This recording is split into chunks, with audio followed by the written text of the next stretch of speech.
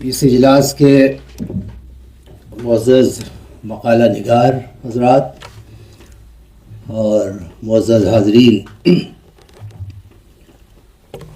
سب سے پہلے تو میں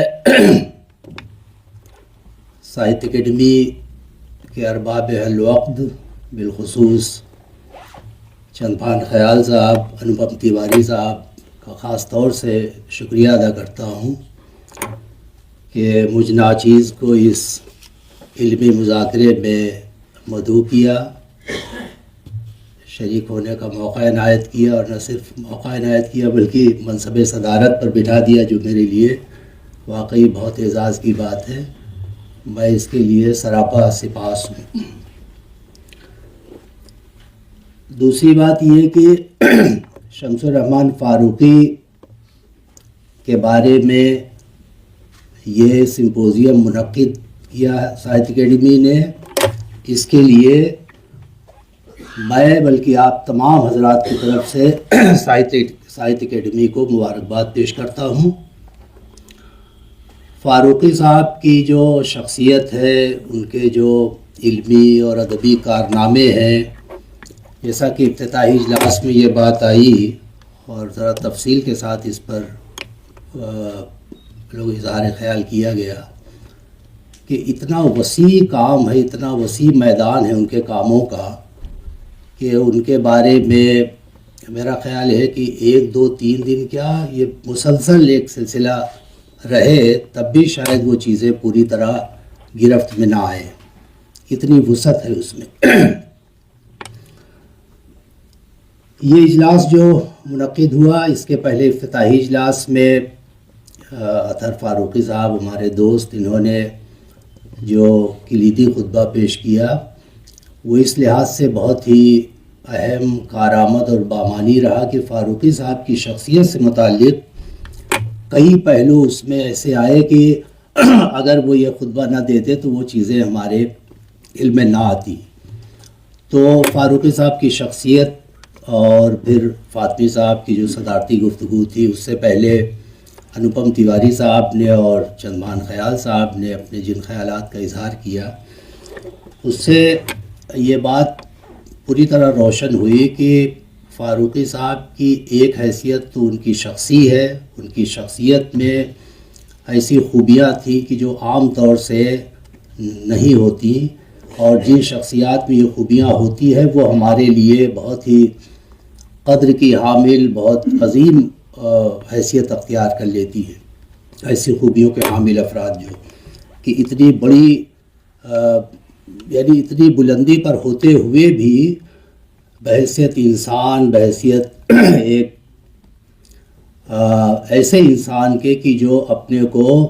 ذرا بھی یہ احساس نہ ہونے دے کہ ہم اتنی بلندی پر ہیں، یہ بہت بڑی بات ہوتی ہے۔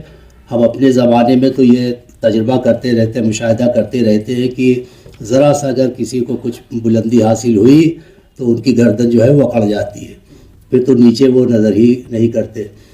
تو اس لحاظ سے اگر دیکھا جائے تو فاروقی صاحب ان چند شخصیات میں ہے کہ جو علم و ادب کی دنیا کی اس مقام پر تھے کہ اگر وہ ذرا افتخار اور فخر و ناز سے کام لیتے تب بھی شاید وہ زیب دیتا، لیکن اس کے باوجود ان کے اندر جو انکسار اور عجز اور اپنے کو معمولی اور کمتر سمجھنے کا جو احساس تھا، اس کا اظہار وہ کرتے رہتے تھے۔ تو اس سے کم از کم ہم جو نئی نسل کے لوگ ہیں، یہ بھی ہمارے لیے ایک سبق آموز چیز ہے کہ ہم کہیں بھی پہنچ جائیں لیکن ہمیں اپنی زمین پر اپنے قدم جو ہے وہ زمین ہی پہ رکھنا چاہیے۔ یہ اخلاقی خوبی بھی فاروقی صاحب کے اندر تھی۔ اور بس ایک دو باتیں میں عرض کروں گا۔ یہ جو تینوں پریزنٹیشن ہوئے، مقالے پڑھے گئے، تو میں تینوں حضرات کو مبارکباد دیتا ہوں۔ اقبال حسین صاحب نے فاروقی صاحب کی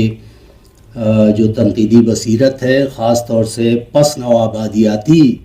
جو مطالعہ ہے یا جو پوری فکر ہے، اس کے بارے میں کئی بہت اہم پہلو کی طرف انہوں نے اشارہ کیا۔ شکیلہ بانو صاحبہ نے فاروقی صاحب کی افسانہ نگاری پر گفتگو کی، اور ہمارے دوست راجیش بلی صاحب نے فاروقی صاحب کی شخصیت، یہ ان کا جو مقالہ تھا وہ بھی اس لحاظ سے بہت کارآمد تھا کہ فاروقی صاحب کی شخصیت کے کئی ایسی چیزیں یا کئی ایسے پہلو کہ جو ظاہر ہے کہ جو جن کے ان سے ذاتی مراسم تھے یا ان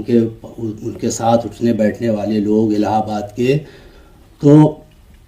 وہ چیزیں جو ہیں وہ اگر سرا صاحب یہ باتیں نہ کرتے تو بہت سی چیزیں ہمیں نہ معلوم ہوتی۔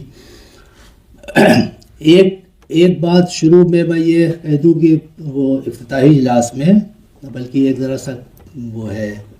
تصحیح ہے،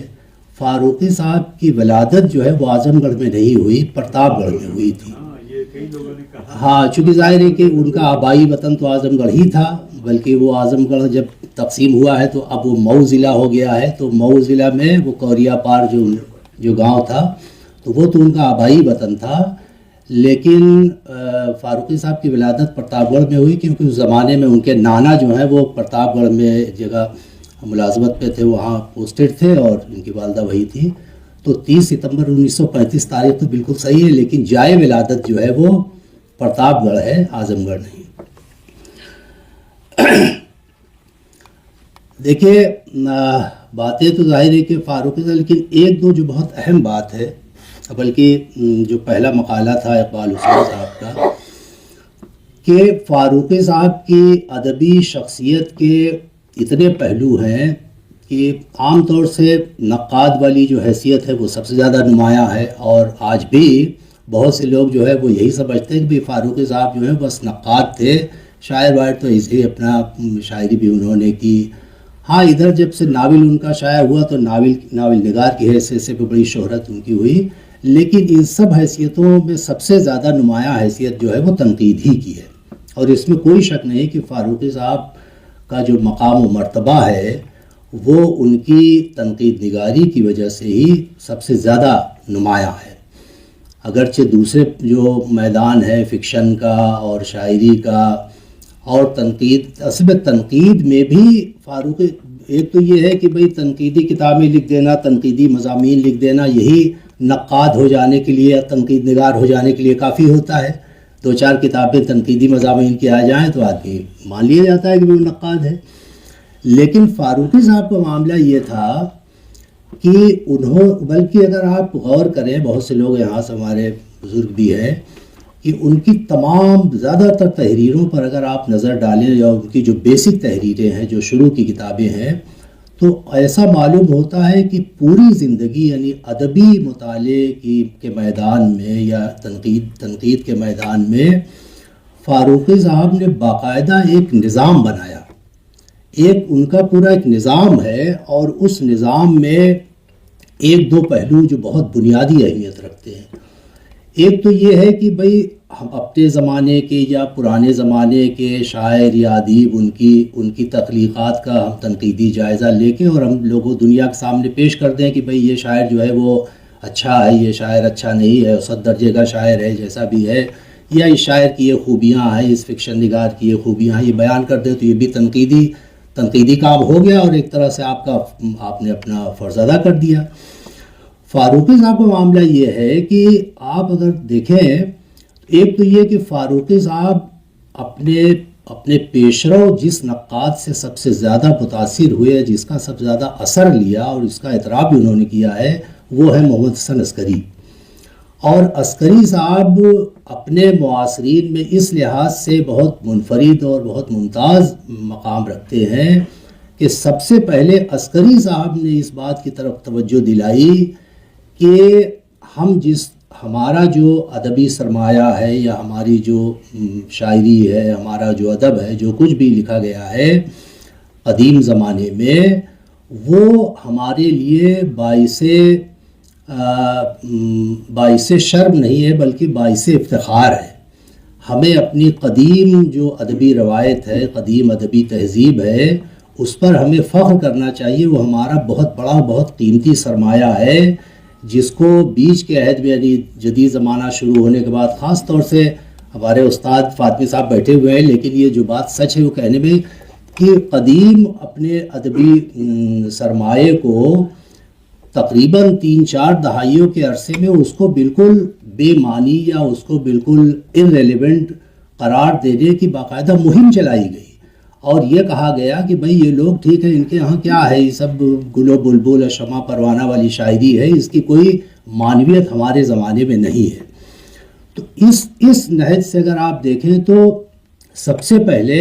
عسکری صاحب نے اس کی طرف توجہ دلائی کہ میر ہوں، سودا ہوں، مومن ہوں، ذوق ہو۔ چلیے غالب کو تو نئے زمانے میں قبول کر لیا گیا، بوجوہ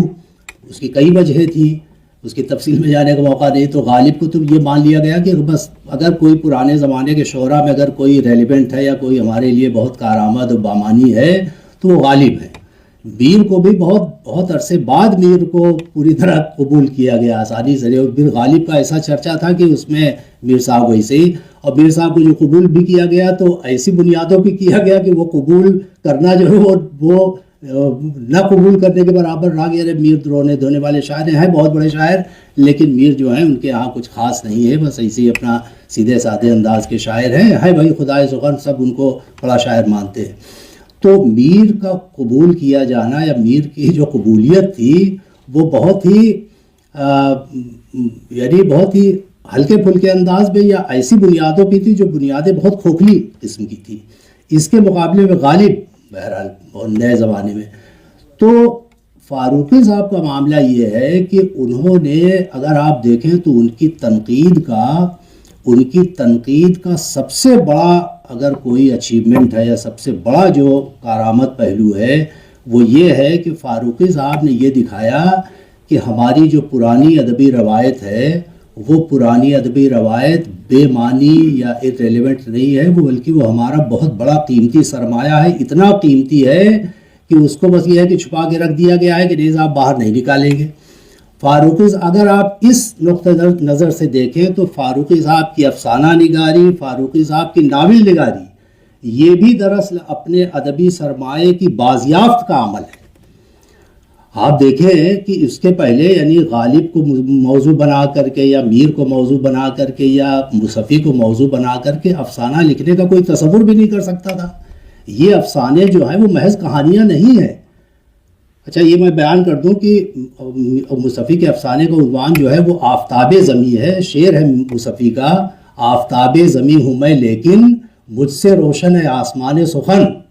یہ مصفی کا شعر ہے جسے فاروقی صاحب نے اس افسانے کا عنوان نکالا ہے۔ تو میر ہو، غالب ہو، مصفی ہو اور جو تو یہ جو افسانے فاروقی صاحب نے لکھے یہ بھی اسی تسلسل کا حصہ ہے کہ اپنی جو ادبی روایت ہے، اپنی جو ادبی تہذیب ہے، قدیم ادبی تہذیب، کلاسیکی ادبی تہذیب، اس کو کس طرح اپنے زمانے میں بالکل زندہ کر دیا جائے اور اب نیا زمانہ جو ہے وہ دیکھے کہ ہمارا جو ماضی تھا، ہمارا جو کلاسیکی زمانہ تھا وہ کتنا غیر معمولی زمانہ تھا، اس پہ کیا کیا خوبیاں تھیں، اس پہ کیا اس کی قوتیں تھیں۔ تو اس لحاظ سے آپ دیکھیں تو یہ جو اقبال صاحب نے پڑھا بالکل صحیح کہ پس نوآبادیاتی جو فکر ہے وہ تو ہمارے یہاں بالکل صحیح ہے کہ مختلف زبانوں میں شروع ہوئی، ہمارے یہاں بھی فاروقی صاحب جو ہے وہ پس نوآبادیاتی فکر کے بہت غیر معمولی، بہت بڑے اس کے یعنی اس فکر کو آگے بڑھانے والوں میں بہت نمایاں لوگوں میں، نمایاں ترین لوگوں میں ہے، کیونکہ ہم سب جانتے ہیں کہ اپنی پرانی ادبی تہذیب پر خط تنسیق کھینچنے کا کام جو ہے وہ آب حیات نے سب سے پہلے کیا، اور آب حیات اور پھر ظاہری کے حالی کی کتاب مقدمہ شعر و شاعری اور آب حیات، ان دونوں کتابوں نے تنقید کے میدان میں تو چاہے ظاہر کہ بہت بڑا کارنامہ انجام دیا کہ اگر مقدمہ نہ شائع ہوا ہوتا تو شاید ہمارے یہاں بھی تنقید کی ابتدا پتہ نہیں کب ہوتی۔ تو تنقید کی تو ابتدا ہو گئی، لیکن اس نے یہ ضرور کیا کہ اس سے نقصان یہ پہنچا کہ ہماری ادبی تہذیب جو تھی، پرانی ادبی تہذیب، اس کو یہ کہا گیا کہ یہ ادبی تہذیب جو ہے یہ کچھ کام نہیں۔ آب حیات کے سارے جملے سب سامنے موجود ہیں۔ فرانسس پریچٹ نے آب حیات کا جب انگریزی ترجمہ کیا ہے فاروقی صاحب کے ساتھ مل کر کے، اور اس انگریزی ترجمے کا جو مقدمہ فاروقی صاحب نے آب حیات کا لکھا ہے، اس میں انہوں ظاہر کہ آج سے کئی سال پہلے کی بات ہے، 90s کی بات ہے، اس میں انہوں نے یہ بیان کیا کہ اس کتاب کی جو اہمیت ہے، جو اس کی افادیت ہے، جو اس کی مقبولیت ہے، وہ اپنی جگہ پر، اس کی غیر معمولی حیثیت اپنی جگہ پر، لیکن اس کتاب نے ہمارے جدید زمانے میں ادبی تہذیب کو کتنا نقصان پہنچایا ہے، اردو کے ادبی تہذیب کو، اس کو بھی ہمیں ماننا چاہیے۔ اور بالکل وہی بات ہے کہ وہ پورا کولونیل مائنڈ سیٹ کے ساتھ وہ چیزیں ہمارے یہاں آئی تھی۔ تو اگر اس نہج سے آپ دیکھیں تو فاروقی صاحب کا جو پورا تنقید کا نظام ہے وہ ایسا معلوم ہوتا ہے کہ باقاعدہ، اچھا داستان آپ دیکھیے کہ داستان کو بھی ایک زمانے تک، یعنی آج تو اور 46 جلدیں، 50,000 داستان کے جہازی سائز کے صفحات کا مطالعہ کرنا،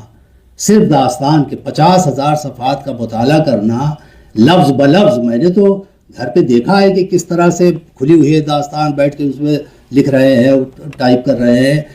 50,000 صفحات کا مطالعہ کرنا، اس کے بعد اس پہ 5-6 جلدوں میں اس کی پوری شعریات بیان کرنا، اس کے یہ بیان کرنا کہ داستان کو ہمارے یہاں کیوں ایک زمانے تک نگلیکٹ کیا گیا، داستان کی صحیح قدر و قیمت جاننے کا طریقہ کیا ہے۔ تو یہ آپ دیکھیں تو یہ بھی وہی ہے کہ اپنی جو پرانی روایت ہے یا پرانی جو ادبی ہماری میراث ہے، جو ہمارے لیے غیر معمولی اہمیت رکھتی ہے، اس کو اپنے زمانے میں بامانی بنانے، بامانی ثابت کرنے کا، اور دلائل اور مثالوں کے ساتھ، یہ نہیں کہ بھائی ہم کہتے ہیں کہ ہمارے دادا بڑے بڑے آدمی تھے، بھائی آپ نہ مانیں تو ہمارے دادا بڑے آدمی تھے، ہمارے نانا بہت بڑے آدمی تھے، اس کے اگر آپ مثال اور دلیل اور سب رکھیں تب تو آپ کو ماننا پڑے گا۔ اور آج بھی فاروقی صاحب نے میر کی عظمت کی جو بنیادیں ہمارے سامنے رکھ دی ہیں، اس کو تو آج تک کوئی نہیں یعنی یہ کر سکا کہ صاحب نے یہ آپ غلط کہہ رہے ہیں کہ میر کے ہاں میر اگر بڑے شاعر ہیں تو کیوں ہیں، جو دلائل آپ نے دیے ہیں اس کو ہم نہیں مانتے۔ یا مصفی ہو یا سودا ہو یا اکبر الہ آبادی کو جس طرح انہوں نے اپنے زمانے میں